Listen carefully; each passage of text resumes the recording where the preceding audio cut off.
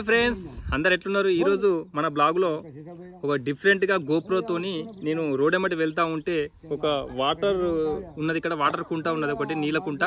దాంట్లో చిన్న చిన్న చేపలు అయితే ఉన్నాయి.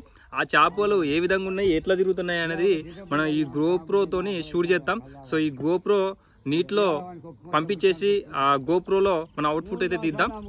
ఏ విధంగా తీద్దాం అనేది చూద్దాం. చూస్తున్నారు కదా, సో నేనైతే ఆన్ చేసిన, దాంట్లోకైతే పంపించేస్తున్నా.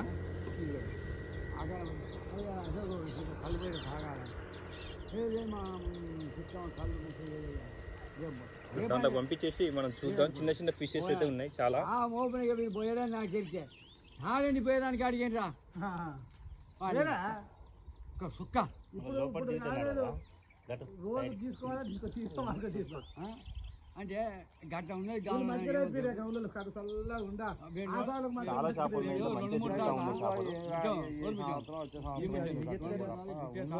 చూపిస్తారు వాళ్ళకు. చాలా చిన్న చిన్న చేపలు ఉన్నాయి. ఈ ఏ చేపలో కూడా మీరు ఈ వీడియో చూసిన తర్వాత కామెంట్ చేయండి. కొన్ని పెద్ద పెద్దగా ఉన్నాయి, కొన్ని కొన్ని 2-3 సార్లు అన్నాడు. కెమెరా దగ్గరికి పోతా ఉంటే అన్ని కూడా దూరం పోతా ఉన్నాయి. పైచా ఎన్ని నీళ్ళు పోసిండు వాడు, నాకు ఎన్ని నీళ్ళు ఆయన. ఫస్ట్ టైం మనం ఒక ఎక్స్పెరిమెంటల్ లాగా ఈ వీడియో చేయడం జరుగుతూ ఉంది.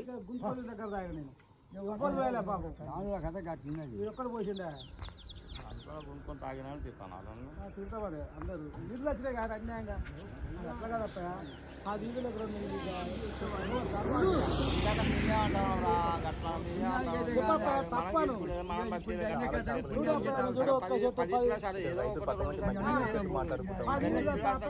పెట్టుకుంటాను ఈడ ఒక్కరు మట్టు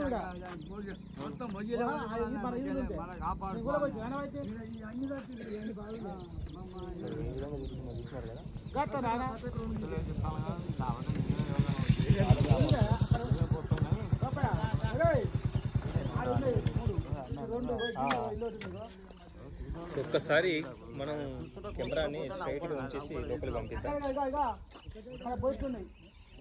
ఒక్కసారి షూట్ చేద్దాం ఎట్లున్నది అన్నది. అన్న వచ్చిరా మాకు ఆ బుజ్జి అని మాట్లాడతాం. ఒక్క నిమిషం అయిపోయింది. సో ఫ్రెండ్స్ చూస్తున్నారు కదా, మన గోపురం దగ్గరికి పోయేసరికి ఫిషెస్ అన్నీ కూడా దూరం దూరం వెళ్తూ ఉంటాయి. ఇక్కడ ఉన్న ఒక బండ చాలా లోపల కెమెరా పంపించిన తర్వాత లోపల ఎట్లున్నాయి అనేది మంచిగా కనపడుతుంది కదా. సో మనం లోపలికి వెళ్ళి ఎట్లా చూస్తామో ఆ విధంగా మనకు ఈ గోపురంలో కనపడతా ఉంటాయి. ఈత రాని వాళ్ళ కోసం మనం ఈ విధంగా కూడా ట్రై చేయొచ్చు. ఈత వచ్చిన వాళ్ళు లోపలికి పోయి చూడాలని కూడా చూస్తారు. ఈత రాని వాళ్ళు బయట ఉంటే చూడాల్సి వస్తుంది. ఒకసారి కనిపించకపోవచ్చు. మనం లోపల ఏ విధంగా ఉన్నది ఏంటనేది కూడా మనం కెమెరా ద్వారా చూపెట్టచ్చు అన్నమాట.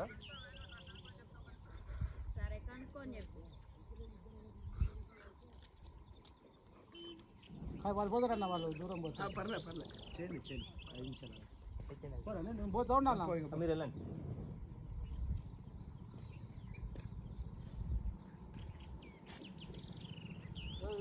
దాన్ని తెలియదా ఆకలైతే భోజనం లేరా, సాయంత్రం పొద్దునానికి లేదు. మొత్తానికి అయితే షూట్ చేసినాం. ఎట్లా వచ్చింది ఏంటనేది ఇక తర్వాత మనం చూద్దాం.